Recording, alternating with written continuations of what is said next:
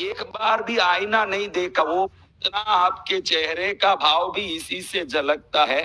वो 16,000 गुना आपके घर के सभी प्रकार की शक्तियों को डाइवर्ट करने वाली वस्तु है आईना। क्या वस्तु है? अब इस आईने के बारे में कोई नहीं सोचते। आप आज जितने भी आए हो, आज दिन भर में एक बार भी आईना नहीं देखो। लक्ष्मी समृद्धि और श्रेष्ठता की देवी मानी जाती है। जिस आईने को देख के ही आप श्रेष्ठता पाते हो चेहरे में, शरीर पर। इसलिए शास्त्रों में 3 चीजों लक्ष्मी के प्रतीक में आईने को पहला बताया है। किसको? कब आईना घर में संकट लाता है? घर घर में आज संकट क्यों है? कब आईना संकट लाता है? और आज घर घर में हर एक को कोई ना कोई दुख, कोई रोग, कोई विपत्ति, कोई संकट, कोई तकलीफ, कोई परेशानी, कोई केस, कोई बीमारी, कुछ न कुछ आता है कि नहीं? हाँ, क्या कारण बनता है? इसके बारे में थोड़ा समझ लेंगे। सबसे पहले आपने एक महालक्ष्मी की मूर्ति घर में रख के पूजा करना शुरू किया, और अब उसको फटी हुई पुरानी चुंदड़ी ओढ़ा के बासी चावल नैवेद्य में चढ़ाओगे तो क्या होगा? अगर आईना कांच लक्ष्मी है तो कोई भी घर वाले ये समझते नहीं हैं कि ये लक्ष्मी है, तो इसको भी ताजा तराजा रखना चाहिए। ज्यादातर घरों के आईने में बहुत पुराना आईना जिसका पूरा रस निकल चुका हो, चेहरा भी देखना हो तो 4 बार घूर घूर के देखना पड़े, वो आईना बदलाने की भी इच्छा नहीं होती। जो बहनें 500 साड़ियां लेके हर हफ्ते में 2 बदलाती रहती है, आपके घर के आईने को 15 साल में एक बार नहीं बदलाती, लक्ष्मी वहां कुपित होती है। जो आईने का पीछे का मेरकुरी निकल चुका है, रस, और उसमें दाग धब्बा पड़ चुका है, या वो फीका है, वो आईना ढंगा नहीं है, तो वो आईने को घर में रखने वालों को रोग या धंधे में नुकसान, दोनों में एक निश्चित होगा। क्या होगा? और हर घर में है। आपको क्या है, कुछ नहीं पड़ा, बाहर निकलो तो एकदम श्रृंगार करके निकलना है, लेकिन घर की व्यवस्था का ज्ञान तो 0/। हाँ,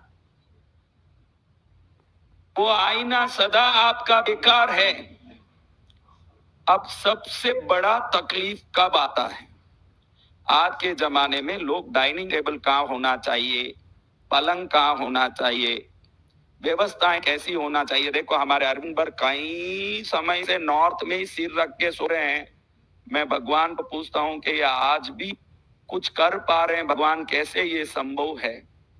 असंभव है। ऐसे कोई पुण्य उदय है उनका कि गुरु तक पहुंचना लिखा था, इसलिए सेफली भगवान ने मेरे तक पहुंचाया। बाकी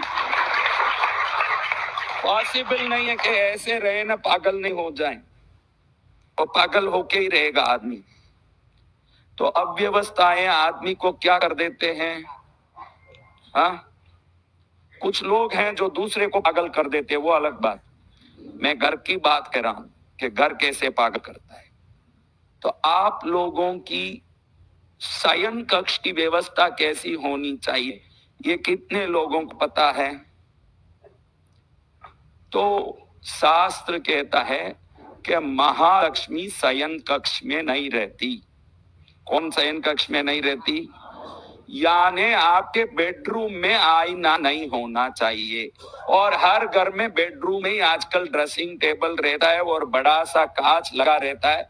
या तो नींद बराबर नहीं आएगा, या तो कोई रोग लगेगा, या घर में अनबन होगा, या धंधे में कोई तकलीफ होगा। जिस घर में बेडरूम में आईना है वो सुखी नहीं हो सकता, 101% गारंटी है। वो कभी भले पैसा वाला हो, इधर बात पैसे की नहीं है, कोई ना कोई प्रकार से वो अतृप्त रहेगा।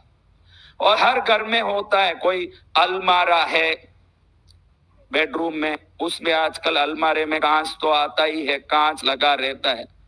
तो क्या कर सकते हैं महाराज साहब? उस कांच के ऊपर पर्दा लगा सकते, ये तार या स्प्रिंग लगा के, जब देखना हो देख के उसको पर्दा डाल सकते हैं। ड्रेसिंग टेबल है तो देखना हो तो देख के पर्दा लगा सकते हैं, क्योंकि ये कांच ऐसा है जो 16 दिशाओं में, देखो आप ऐसे देखते हो और आपका चेहरा दिखता है, इसका अर्थ ये नहीं कि कांच आपके सामने रिफ्लेक्ट हो रहा है। आपकी दृष्टि पड़ती है, उसके बाद वो रिफ्लेक्ट होता है, वो रिफ्लेक्शन पीछे जाता है, पीछे जाके ईस्ट में, वेस्ट में, नॉर्थ में, south east, south west, north east, 16 दिशाओं में रिफ्लेक्ट होके हर दिशा में हजार हजार गुना रिफ्लेक्शन ले जाता है। इसीलिए कुल 16,000 गुना उसमें से शक्ति नकारात्मक या सकारात्मक निकलती है। अब ऐसे कोई लोग यहाँ नहीं दिख रहे जिनके बेडरूम में कांच नहीं हो। हाँ, आपको आप बुढ़ापे में क्या कांच की जरूरत पड़े, इसलिए रेवे नहीं। हाँ, ज्यादातर, और किसी को बुढ़ा बोल दो वो लड़ने आते हैं मेरे से, इसलिए वो भी नहीं बोलना। कलयुग है। एक बहन को मैंने बोल दिया आप मेरी माँ जैसी लगती हो, तो मैं क्या आपकी माँ जैसी, मैं तो सिर्फ 75 साल की हूँ। अब 75 साल की मेरी माँ नहीं होगी तो क्या 16 साल की होगी मेरी माँ? कलयुगे घोर अनर्थम। तो मेरे बच्चों, कहाँ कांच होना चाहिए? कहाँ कांच होना चाहिए? बेडरूम के अंदर अटैच्ड बाथरूम हो तो उस बाथरूम में कांच हो सकता है। कहाँ हो सकता है? उस बाथरूम में कांच हो सकता है। और कल घड़ी को हमने देखा, उसी प्रकार से कांच भी है। कांच या तो नॉर्थ में लगा हो या ईस्ट में लगा हो, इसके सिवा किसी भी दिशा में लगेगा वो कांच घर का सत्यानाश करके ही रहेगा। उसके वो कोई रास्ता ही नहीं है। आप साधारण कांच मत समझना। एक आप मेहनत नहीं करो, फिर भी थोड़े से मेहनत में बहुत बड़े समृद्धिशाली बनना हो तो कुछ सौभाग्य देने वाले वस्तुओं का आदर करना सीखना पड़ेगा। उन वस्तुओं को आप आदर नहीं करोगे। अभी कांच में सबसे बड़ा वस्तु देखने जैसा एक है कि मैं ऐसे युवाओं को देखा। तेरा नाम क्या बेटा? कल पे तेरा नाम क्या? हाँ, तेरा जय। तेरा क्या बेटा? सिद्धार्थ। अब इन सबको देखोगे तो इनके पास एक आदत है जिससे वो दुखी होते हैं। क्या आदत?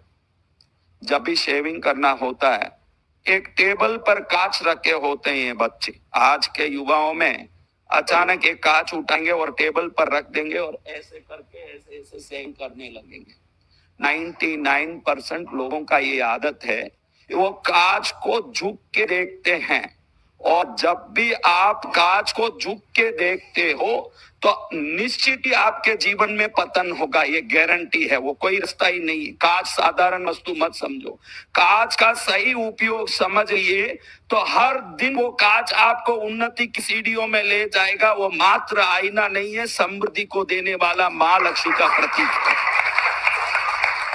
99 है तो अभी थोड़े दिन से दाढ़ी छोड़ लिया इसलिए अच्छा है, नहीं तो ये झुक झुक के करेगा ऐसे। तो बहनों, कांच कैसे होना चाहिए? जब भी आप टिक्की लगाती हो, चेहरा देखती हो, थोड़ा सा अपने कद को यूं उठा के देखें अगर, तो सर्वोत्तम है। जो कद उठा के देख सके ऐसी जगह कांच हो, और हम थोड़ा सा ऐसे उठ के देख के कांच में अपना दर्शन करते हैं तो उनकी उन्नति को कोई नहीं रोक सकता। कांच उनको ऊपर ले जाता है। और जो झुक झुके, हाँ, एकदम नीचे लगा दे पहले और फिर झुक झुक के देखें तो कांच पतन की ओर ले जाता है। क्योंकि जो ज्योमेट्रिकल एनर्जी, जो गैलेक्सियल एनर्जी है, उस एनर्जी को अनंत गुना करने का काम मेरकुरी ही कर सकता है। और कांच इस काम को करने वाला एक ही वस्तु है घर में, और कुछ नहीं है। एनर्जाइजर कहने वाले वस्तुओं में आपके हर घर में नॉर्मली उपस्थित एनर्जाइजर कांच मात्र ही है। मैंने परसों ही बताया कि अमिताभ बच्चन, रजनीकांत सब क्यों अट्रैक्टिव हैं, क्योंकि वो कांच में देख के स्वयं को बलवान बनाते हैं। कांच में जब आप बैठ के कुछ भी अफर्मेशंस बोलोगे तो वो 16,000 गुना बन के आपके साउल स्ट्रेंथ को बढ़ा देगा। ये टेक्निक है। वो सब हीरो, बड़े नेता इसका उपयोग करते हैं। बड़े बड़े नेता, मैं नेता का नाम नहीं बोलूंगा, लेकिन एक आज इंडिया के सबसे बड़े नेता हैं जो अमेरिका में 3 दिन रह के ये कांच का पूरा टेक्निक सीख के आए हुए हैं। आज उनकी रैली भाषण सुनने दुनिया में लाखों लोग इकट्ठे होते हैं। हमारे भारतीय नेता हैं जो इसी मिरर टेक्निक को डेवलप किए हुए हैं, जिससे लोग आकर्षित होते हैं। तो आपको मैं बताना चाहता हूं कि अगर बड़ा कांच बेडरूम में है तो कल ही शुभ दिन है, इसको पर्दा लगा दीजिए। उसको पर्दा लगाओगे, आप पूछोगे इसको पर्दा लगाने से क्या होगा? सुख का पर्दा खुल जाएगा जो बंद है। जो पर्दा सुख का लगा हुआ है वो खोलना है तो पहले इस कांच को, हाँ, इस कांच को पर्दा लगाना पड़ेगा। और जो लोग यूं झुक झुक के देख के शेविंग करते हैं, हाँ, ऐसे झुक कहीं भी, क्योंकि उनके पास एक परमानेंट, जिनके पास कांच नहीं होता वो एक पोर्टेबल कांच रखते हैं शेविंग करने के लिए, हरदम उठा के कहीं भी रख लेते हैं और ऐसे देख देख के शेविंग करते हैं। ज्यादातर ये आदत बनी रहती है युवाओं में, सब में। और तब भी तू झुकता है तो तेरा ये काज 16,000 गुना तेरे मेहनत को झुका के तेरे को पतन की ओर ले जाएगा। बहुत छोटी वस्तु है लेकिन लाइफ चेंजिंग में बहुत बड़ा काम रखता है, क्योंकि महालक्ष्मी के प्रतीकों में प्रथम स्थान काज है। क्यों महालक्ष्मी की ये वस्तु है? तो महालक्ष्मी का वस्तु है क्योंकि जब क्षीर समुद्र का मंथन हुआ, जब प्रकट हुए वस्तुओं में उच्च श्रवा, ऐरावतादी, लक्ष्मी, चंद्र, धनवंतरी के साथ मेकुरी भी है जिसको रस कहते हैं हम। और इस रस से बना हुआ कोई भी वस्तु लक्ष्मी का अंश बन जाता है। उस जमाने में बेटियों को कांच जरूर देते थे। आपके किसी की बच्ची की शादी बाकी हो तो कुछ भी दें, लेकिन जरूर एक आईना दे के भेजें ताकि वो ऊर्जा को ले जाएगी तो ससुराल में सुखी रहेगी। पहले ये करती थी। और पुराने जमानों में घर मंदिर में पूजा में कितने लोग घर में धूप दीप करते हैं? पुराने जमाने में आपको सुन के आश्चर्य होगा, गुरुदेव ऐसा भी है क्या? हमने सुना नहीं, क्योंकि आपने तो computer, mobile, Facebook, WhatsApp, Twitter, TikTok ये सुना है। हम आपको टिकटॉक सुनाने नहीं, टिप टॉप करने के लिए बात करते हैं। अब आपको ये जानना है, क्या जानना है? कि पुराने जमाने में घर में मंदिर में छोटा सा कांच भी पूजा में रखते थे। आप कितने लोग कांच को पूजा में रखे हुए हो?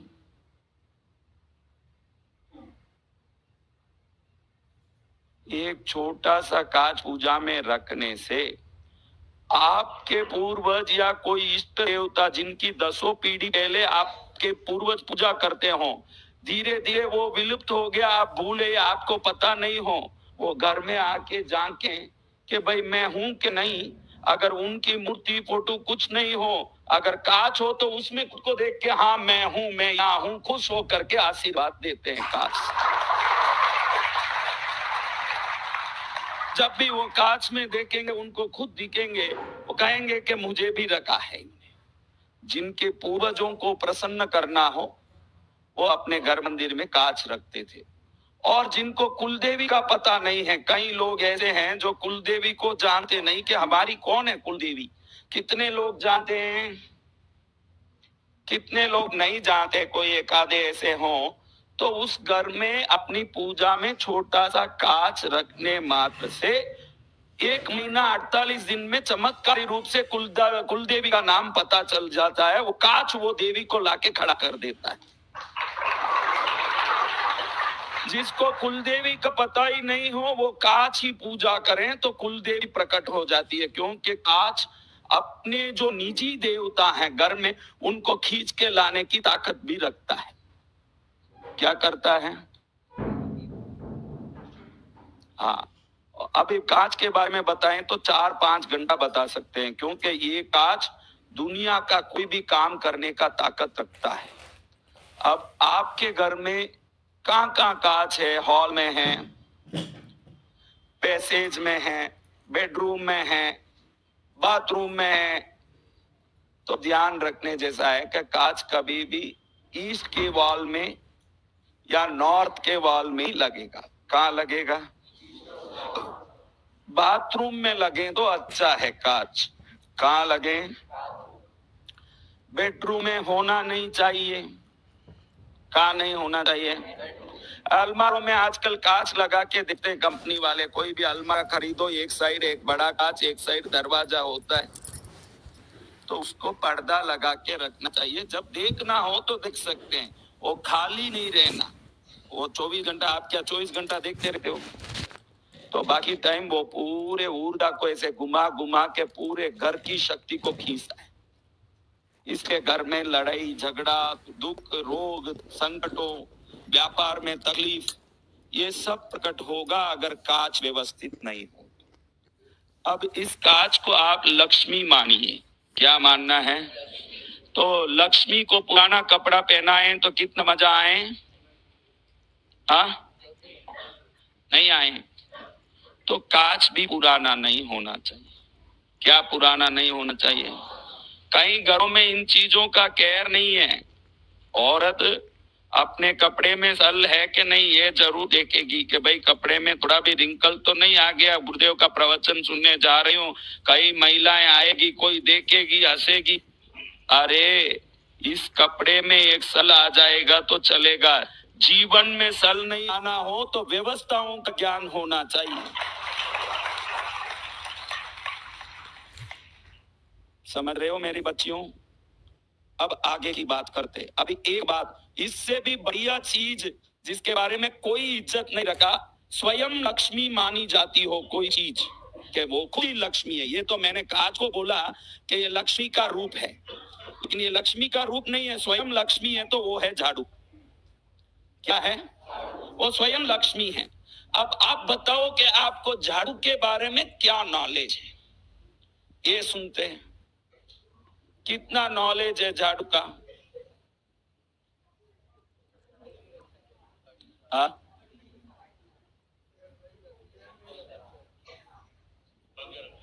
क्या छुपा के क्यों रखे? आड़ यानी क्या?